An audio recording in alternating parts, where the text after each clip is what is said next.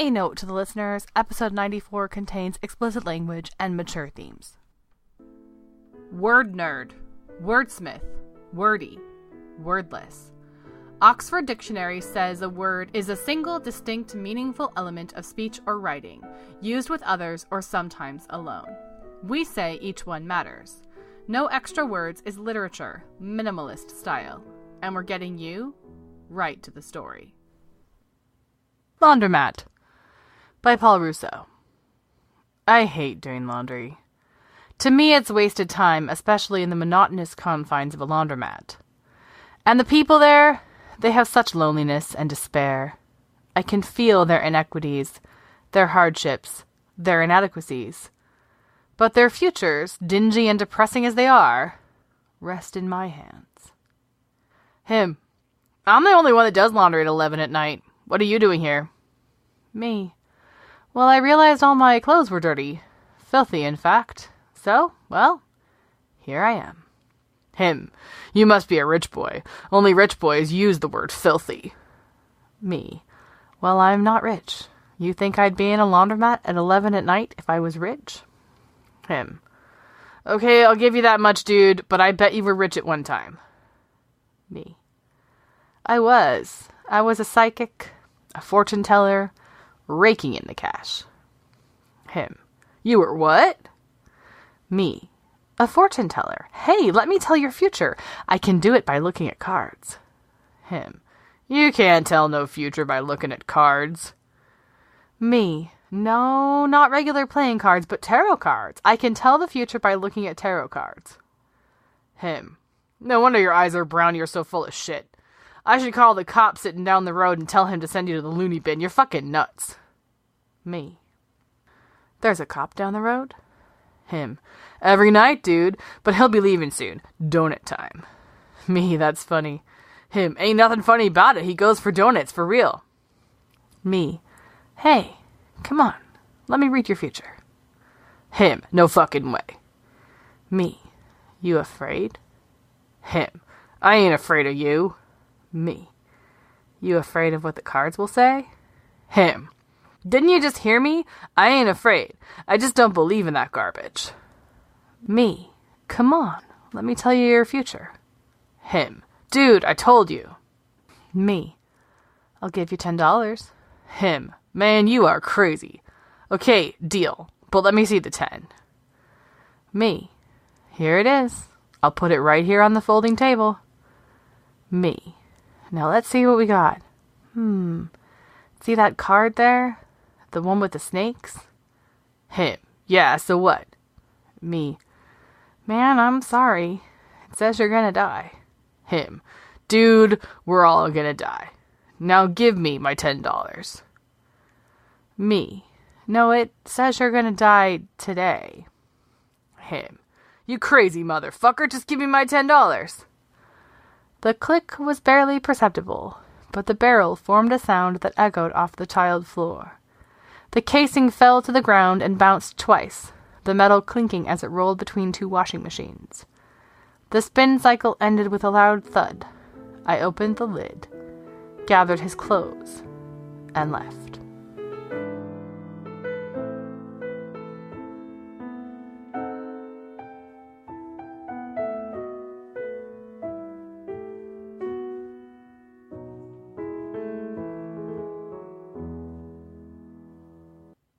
Beyond by Francis D. Clemente. My name's John O'Brien, or at least that's who I used to be before I froze to death in the alley behind Mother's Diner in East Rome, New York. An Arctic air mass came sweeping down into the Mohawk Valley from Canada one February night last year. I had propped myself up against the brick wall, trying my best to shield my face from the wind, but it was futile, and I never woke up in the morning. Mildred found me while out having a smoke after the breakfast rush. She called the cops, but not before rifling through my knapsack and pocketing the gold crucifix my mother gave me in 1969. Mom had it blessed by the Pope, and it was the only possession that meant anything to me. I'm kinda glad someone ended up with it, even if Mildred swiped it from me post-mortem. The Oneida County coroner ruled hypothermia as the cause of death, and the police labeled me a John Doe since I had no ID on me or next of kin. They buried me in an unmarked grave in a back corner of Rome Cemetery. And that's where I currently reside. I don't mind so much, though. The leaves on the maple trees overlooking my plot are bursting into flaming orange, brown, and burgundy colors now, and I get to watch the squirrels scurrying about in the fading afternoon light. The cross-country team runs up here sometimes, and I can even hear the public address speaker at the Rome Free Academy football stadium on Friday nights when the Black Knights play at home. Last Saturday, I even saw a group of teenagers hurling acorns at one another and ducking behind the headstones for protection. Their shouts and yelps echoed through the cemetery, and my only regret was that I couldn't join in the fun. I can't wait for winter, when they have snowball fights and go sledding on a steep hill behind the cemetery. The funny part is I don't feel much different than when I was alive. Had I known this earlier, I might have given up a long time ago. You see, I heard the temperature on the eve of my death was dropping. Old Petey Bones Raganese warned me to find some place to flop when I ran into him during lunch at the Rome rescue mission. So yeah, I realized what would happen to me if I stayed outside. And I could have easily made it to the county shelter where I would have gotten a hot meal and a cot with a blanket. But damn, my legs were heavy and numb, and I didn't feel like moving an inch, let alone walking 6 blocks to the shelter. And I figured with my luck, it would only be colder the next day. So I just cradled the bottle of whiskey, closed my eyes, and awaited the inevitable. Now I spend my days trying to occupy my mind and fill the empty hours. I haven't been given any sort of notice on what my final destination might be, so I'm just trying to live in the moment, or should I say go on being dead in the moment? I can't complain, though. It's really not that bad on this side, and at least I'm no longer cold. Still, I do wish someone, anyone, maybe even God Almighty or one of his messengers, would tell me what to do or where I'm supposed to go. I no longer have a body, but my brain still works. I am able to formulate thoughts, and I spend most of my days contemplating my situation. And all this thinking makes me wonder, is this all there is? Isn't there anything else? Is this heaven or hell, something in between, or just a continuation of what was considered the present? Enough already, a voice yells from some distance away. You're not the only one here, dipshit. You're disturbing our sleep. Excuse me, I say, or rather, I think, and the words are somehow communicated to the stranger. Who are you? Where are you? It matters little. We are all dirt now. Don't expect answers. Don't expect anything. Just rest. I don't get it. If nothing matters, then why can I still think? My mind is active. I may not be alive, but I am not fully gone. That's it. I'm done trying to talk sense to this fucking wino. Annette, get this guy to shut up already. Just because I'm your wife, Fred, doesn't mean you can tell me what to do. You're not the boss anymore, and what am I supposed to say anyway? He doesn't understand yet. Look, I'm sorry, I say. I didn't mean to upset anyone. I just want some answers. Aren't I entitled to some answers? What's your name, friend? Another voice asks. John? Well, I am James, and I will do my best to give you some semblance of an explanation, but it may not help you. I have been here since 1856, and I am still waiting for my fate to be decided. No one has told me anything, but I pray each day the Lord will come again, so I may rise with him. Do you believe in Jesus, John? I guess so, sort of. He is the only way. Jesus Christ, the voice known as Fred says. It's too fucking late for conversion. It's never too late, James says. I repeat, John, it's never too late. I am sorry for bothering all of you. I don't know if it's physically possible, but I am getting a headache now. I want to try to go back to sleep. Now you're talking some sense, dipshit. Go to sleep, John. It's too late for anything else. I suppose it is. I guess we just die and enter the void. I never wanted to believe that, but it seems it is true. You got it, brother, Fred says. Now I wish I would have done something more with my life while I still had the chance. That is something we all wish for, John, James says. Blackness takes over the cemetery once again, and I drift off. I am not fighting sleep now. I'm not fighting anything. I submit to the slumber of death, with the recognition that nothing else exists.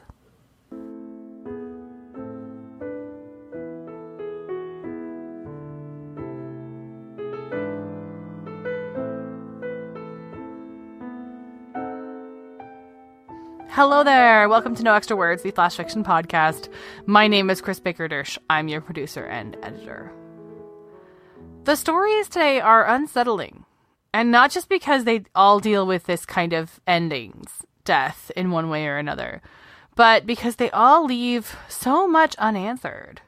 which is part of what I love about flash fiction. There's not enough space in a story this short to explain everything to you, and so you have to be left to fill in some of the gaps yourself. You know, you're left at the end of that scene in Laundromat where you don't know why, and you don't know what happens next, but all you have is this moment that ends so brutally, and then you're left to just puzzle it over. And I feel that way about Beyond as well. It leaves so many questions. The idea that there is nothing after this is certainly not a new one, and it's a totally valid one since none of us have been there, so we have no earthly idea. But there's an unanswered question that's at the heart of that story, which is where John is saying, if this is all there is, then why is my brain still working? You know, if I am left to just be worm food in the cemetery, then what's the point of me being conscious about it? To me, that's the most creepy thing about that story, is not so much there's a void, but that you're aware of it. It's very, very unsettling. And in both of these stories, and to a certain degree in the last story that you're going to hear at the end of the episode, I was really on the fence about whether or not I wanted to bring them to you because they just left me feeling uneasy. But I think that uneasiness is so important when we deal with these kind of big moments in life, that a lot of things we don't know, and a lot of things we're never going to know. I was listening to a podcast with a woman who was talking about TV, of all things, and she said she loves, like, all of the gory crime dramas, you know, everything from Law and Order SVU to, like, true crime, all of that stuff. But she can't handle anything where it doesn't get solved at the end. She could never do, like, unsolved mysteries or any of that. She's like, I feel like if that's not, like, laid out up front, that this is not gonna have an ending, then I feel cheated at the end, because I won't, if I know that it's not gonna be solved, then I won't pay attention. And I totally get that for TV, but most of life is like that. Most of life leaves you not knowing the full story, the full picture, the full details, the full anything. And apparently death does too, according to the fiction writers that we have on today. So, title this episode Too Late? I don't know. I don't think any of us do. Like, at what moment is anything too late? And what happens next? It is true what they always say. The only thing we know for sure about this life is that no one gets out of it alive.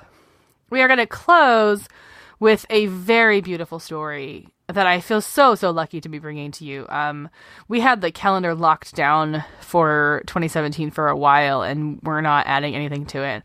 And then we had an opening pop up unexpectedly, and the day the opening popped up, I got to read this beautiful story by A. Elizabeth Harding, which celebrates the moments of life seen through the lens of endings, which is all I will say about it. It also leaves more questions than it answers, but in a very different way. And I love the fact that she kind of resolved this episode. It's funny how we had this open slot, and the story that would have fit in it was also a really interesting one and would have tied in nicely with this theme, but I think hers fits even better.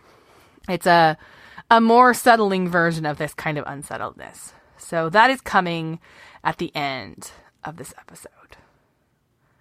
Before we get to that, and really before we get to anything, I want to apologize. My poor husband is in the next room, and he has the worst cough, and I keep trying to, like, cut out the sound of him coughing. Usually I can't hear him at all through the walls down here, but poor thing, it is that time of year, right, with the crud. So please know that I don't have a prisoner in my particular laundry room today. That's just the sound of someone coughing.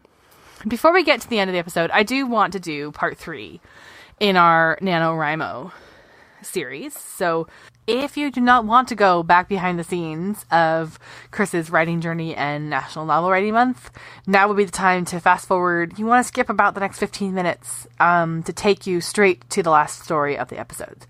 But I hope you will stick around and hear our NaNoWriMo segment. I've been talking a little bit about my journey. I've headed towards this year's National Novel Writing Month, and I've talked in the last 2 episodes about kind of what that is and why it's important to me and what my plan is going into it. This episode is coming out in November. So if you are writing, you are well in the thick of it now. You are into the second week where things, I think, really start to feel like they're falling apart is my experience. That's the point where you realize how really hard it is to keep up with this pace, and you know, it starts to feel like NaNoWriMo ate your soul. If that's where you are, pull up a chair. You're among friends. Remember, this is the writer's marathon. This is not for the faint of heart. You're okay. Don't stop. It's easy to stop. Remember, even if you don't win, quote unquote, get your 50,000 words, every bit of your story that you're telling right now is important and valuable in words you wouldn't be writing if you weren't doing this challenge. If you're not writing yet, what's stopping you? November's only just begun. Start writing. Join us. It's madness. You'll love it. I'm actually recording this beforehand because I want to spend my November writing and not doing this. So I am still in prep mode. But I want to talk a little bit today about the technology, or lack thereof, that I'm choosing to write with this year. I prepared for my NaNoWriMo this year by buying a pack of multicolored legal pads, several of my favorite pencils, and a few varieties of pen. I am endeavoring not just to write 50,000 words in the month of November, but to do it by hand. Why? Because I don't do very well writing on screens. And this is something I think I've known about myself for a long, long time, that typing into a computer, for me personally, is the antithesis of creativity. It's where creativity goes to die. It isn't that I can't do it. It isn't that I don't do it. It isn't that I never do it. It's that it is not my preferred way to make words happen. It's stressful. There's a reason we're all supposed to cut back on our screen time, right? And when you open up a blank document, it is white. Like, it is glowing lit white. It is very intimidating. I am someone for whom writing will always kind of be at its core the act of scribbling in notebooks. And that's something, if I'm going to spend a good chunk of my time in November writing words, I don't want to do it staring at a screen. There are some super distinct advantages to writing by hand. First of all, it can go anywhere. I don't have to worry if I have power. I don't have to worry if I have an outlet. I don't have to worry if I have Wi-Fi. I don't have to worry about any of those things. My notebook fits in my purse with a pen, and it can go from the church library outside my son's preschool room to inside to outside. I'm doing a couple of write-ins this year involving public transportation. My notebook can go on the bus, it can go on the train, it can go on the ferry. It's never going to run out of batteries. It can also go into the kitchen when I'm making dinner. It can go onto the couch, and it for some reason does not catch the toddler's attention in terms of, Mama, why are you not focusing on me? Why are you focusing on the thing with the bright light? It's a little easier to distract him, especially since we can do Mama coloring and James coloring. It has a lot of advantages. There's also something nostalgic to me about writing on colored legal pads. I got a huge stack of colored legal pads from an aunt of mine for a Christmas gift when I think I was like 9 or 10. It was right around the time my family really started encouraging this writing habit. And so writing on colored legal pads is it makes me feel like a writer in a way a lot of things don't. And so that's what I'm doing. If I end up getting the laptop and doing some words on it over the course of this NaNoWriMo, that's awesome. I don't expect to, but I'm certainly not going to give the laptop away. I mean, that's where I'll be popping in and recording my word counts and all of that kind of stuff. So if I feel the need to open a document and just bash at it for a while, that's always an option. I have also spoken in the past about my extreme love for typewriters. Typewriters help me push through writer's block like nothing else. And so if I'm stuck, you can bet that I'm going to pull out my little Olivetti or one of my other, probably portables. Even though they're portable, they're heavy, so they don't transport as well on the bus, on the ferry, etc. But I do have portables. I love typewriters. One thing that I would say that I've heard as a caution for us typewriter users out there is to make sure you're not necessarily always stuck needing this kind of crutch in order to write. make sure that whatever technology you're picking allows you a little bit of freedom. So that's one of the reasons I have done NaNoWriMo on typewriter. It's been awesome. I've really enjoyed it in the past. But this year I'm even shedding that particular technology, and I'm really going old school pen and paper. A couple of logistics about writing by hand for those of you who are thinking about it or thinking about it for part of your NaNoWriMo. A lot of us out there are pen and paper and computer hybrids. One, everybody stresses about word count. First of all, remember, NaNoWriMo word counts are a goal. Nobody's checking. Estimates are fine. People estimated word counts long before there were ever word processors. And word processors are estimating them too, by the way. That's why they're never exactly the same. So just write a couple of pages, count how many words are on each of those pages, take an average, and that's your word count if you're writing by hand. Backup. It is important to maintain a backup of writing by hand. You can lose things in other ways besides computer crashes. This is something I'm really, really bad at, and I'm going to try to be better at this year, is backing up handwritten work as I go along. I have a little scanner app on my phone, so I can just snap pictures and turn them into PDFs so that those are all backed up. So whatever you're doing, don't forget to do a backup. In terms of saving one's hand, best advice that I can give is, that I've heard given to me, is write with your arm and not with your wrist. Hand fatigue and hand cramps are going to happen if you're trying to make letters with your wrist. Make sure your whole arm is moving as you're writing across the paper. Change tools. Go from pen to pencil to different kinds of pens, to different sizes of pen. And don't write too small. When I find my hand cramping up, it's because I'm writing too small. I'm trying to fit too many words in one line. So remember, NaNoWriMo's been around a long time. It dates back to, I think, 2000, when not nearly as many people had laptops. You are not the first person in the history of the world to bring a notebook to a write-in. It's not happening. I want to address something that I keep running into that I find really annoying. Because it is NaNoWriMo prep season as I'm recording this. It's NaNoWriMo writing season as you're hearing this. And so out in the NaNoWriMo forums, out in different writers' forums on the internet, people are talking about preparing for this journey. This is the marathon of writing. This is the writer's big marathon. This is the Boston Marathon of writing. It's the best known kind of speed event for writers that there is. And I will hear people ask, anybody doing this by hand? This is why I'm doing this by hand. Or, I feel like this year I'm going to use a typewriter or a fountain pen. And there's always one guy.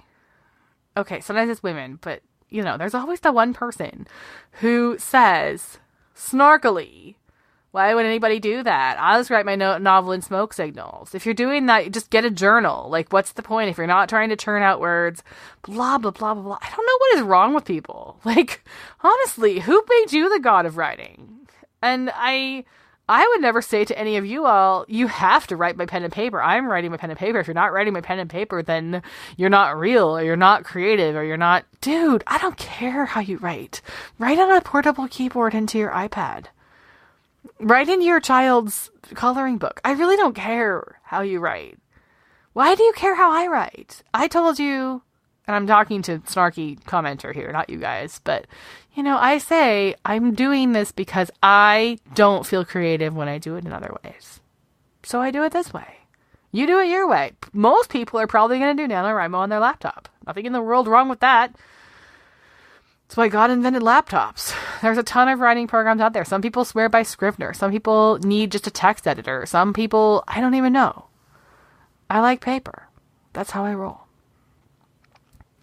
I also hear a lot that it's a waste of time because you're just going to have to transcribe it. And I, for one, find the act of taking my handwritten drafts and typing them to be an excellent way of doing a second draft, because it cleans everything up just right there. What I'll do is I will do a kind of a reread of everything that I've written. And that's at the point where I can do all of those lovely structural edits, because I can't tell you the number of times I have written something. I'd be like, oh yeah, I don't need chapter 1. Like, I can just cut chapter 1. That was just something my brain needed to do to get to where the actual story starts. Oh yeah, chapter 13 is really supposed to be chapter 16. It goes there. So reading it and going over all of that and getting some of those big structural pieces really helps me in preparing for a second draft, and then typing it becomes that second draft. I'm really, really surprised when I hear people don't rewrite. It shocks me. I think we use the term editing quite liberally, but I worry sometimes that some people think that editing a first draft is just a copy edit. Most first drafts need a structural edit. Most first drafts need significant cutting, changing of language, of structure, of everything.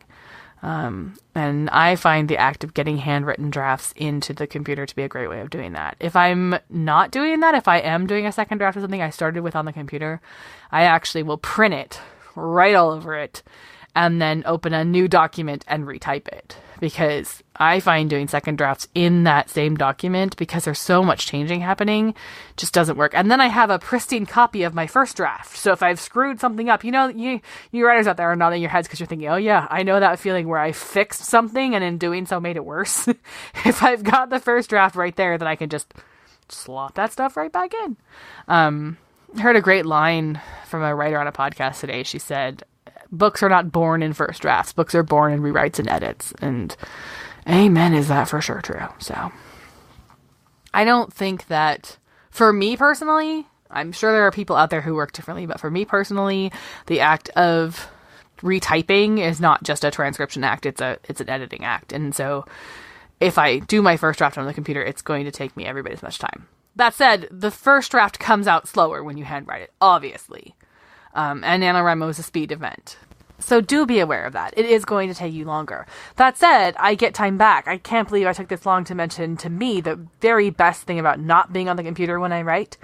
It is very, I won't say distraction-free. Nothing is ever distraction-free. Believe me, writers are really, really, really, really, really good at creating distractions when there's writing to be done. And that is just as easy to do in your notebook as anywhere else. But having said that, I don't have Facebook right there. I don't have Wikipedia where I can quote unquote do research right in front of me. I don't have fonts to play with, or whether I want to do the justification or a bullet list. Certainly I can play with that kind of stuff in my notebook, but it's a lot less of a black hole to those kinds of things. So yes, the actual writing process is slower, but my focus and my ability to just drill down and get stuff done is greatly increased for me in the act of writing by hand. I know someone who says she just turns her Wi-Fi off, which I think is also an option. I think I would just turn that bad boy right back on again. But again, that's a way of dealing with some of that kind of stuff. And for the love of God, turn your phone off, please. If you're expecting an emergency call, then put it to only ring when that particular person calls. But don't turn your phone on, people. Take your Instagram photo of where you're writing today and then turn that bad boy off. In terms of how I'm going to keep in touch with you guys, I do not expect to be doing a lot of blogging or anything else in November. So website's going to be pretty quiet. You will get a new podcast episode. It's due out the Friday after Thanksgiving. It's going to be a rerun. I'm bringing you something fun from the archives with all new commentary. So that'll be a good time. But other than that, we're going to be pretty quiet because I'm going to be in writing mode. So to stay in touch, I really hope you will come play with me on social media. My plan for November is to do 30 days of NaNoWriMo on Instagram, because I do have some really, really cool and fun places that I'm planning on writing. So I'm planning on doing kind of a photo journey of where I'm writing today on Instagram. I can tell you at least one of the places. The Seattle Rymos are taking the train. We're going to get on Amtrak and we're going to take the train from Seattle to Portland and back. So we get to write on the train. It's about a 4-hour train ride from Seattle to Portland. And then, so it's 4 hours each way. And then we get about, I think, 6 hours or something in Portland, to play around in the world's best bookstores in Portland. And so to get to do all that. So that'll be a fun thing. And I will try to do an Instagram story and some pictures of that. That actually will have already happened by the time you get this episode out. But that's happening. I'm hosting a write-in for my region on a ferry. So we're going to write across Puget Sound and back. So I have some cool and fun writing destinations planned. I'm going to find a new comic book shop, and I'm going to try out a new coffee shop, and I'm really, more than anything this year for my NaNoWriMo, I'm going to try to get out of my house a little bit, because one of the things that I have learned about myself, and part of it I learned by doing the Writing Spaces segment on this show, was I write better not in my home. I do a lot of writing at home, but I do better and I'm more productive if I'm not in my house. I think it's a motherhood thing. It might be just a phase of life thing. So look for me on social media. That's where I'm pretty much going to be in November, because I am really focusing on getting that done.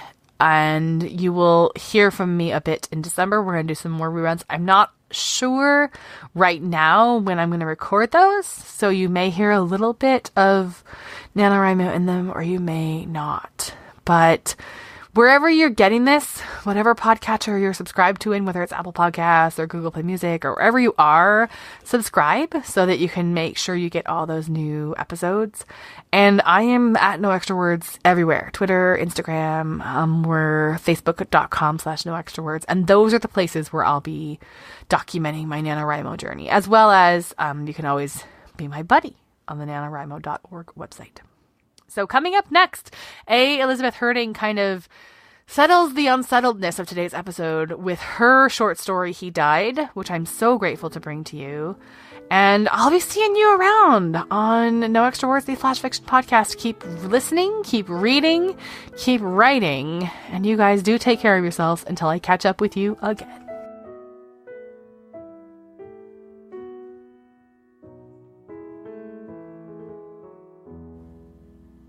He Died by A. Elizabeth Herding. He died on a Friday. The July heat was already pouring in through the weathered old screen as he perished quietly in his slumber. He'd always insisted upon the open window, even on the very coldest of nights. His wife would wrap herself in layers and layers of electric blankets in those days when they still shared the same room, time and circumstances causing them to slowly drift apart in their sleep. 39 years as husband and wife. Decades of laughter and illness, heartbreak and euphoria gone in the span of a single heartbeat. She would never know what did him in, only that he slept. She found him there in the first blush of morning, leaving the room before turning back and placing her hand gently on the bedroom door. The new day opened up all around her, petals on a withered flower, but she realized they would never see their 40th year together. He died on a Tuesday, in the sweltering heat of the jungle, the bullets whizzing over his head as he crawled ass-deep through the rice paddies, muck, and shit. He was just short of his 19th year, one of Uncle Sam's misguided children traveling the world where the faint of heart would never dare go. The explosions went off in a constant barrage, pieces of his brethren raining down all around him as he kept on going, his weapon slung over his back. He was proud and young. He was invincible. He was the favorite of the gods, and therefore destined for greatness as the shrapnel from an errant grenade took him down. He was his country's greatest treasure and the source of its deepest shame. Dirty masses unleashing their spittle and scorn upon him from lofty towers, his purple heart forged in blood and brotherhood and unrequited valor. He died on a Monday, at the very moment that he saw her, across the smoke-filled cocktail lounge, her long dark hair piled high atop her head, and asked her to dance. Other men lingered like moths to a flame as he sauntered over, picked up an erstwhile bow, chair and all, and physically moved him out of his way. Her eyes were emerald green with just a hint of blue, fathomless and pure. He felt his past shed away like a physical pain as he looked into those eyes, the spring of his life suddenly turning into summer.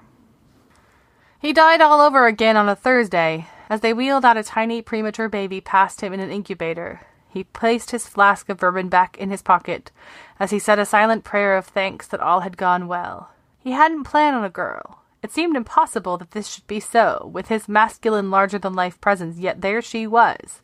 Her scrunched-up face crying down the hall convinced him that they had birthed some sort of an alien lizard, yet he loved her all the same, fiercely and loyally, as was his nature.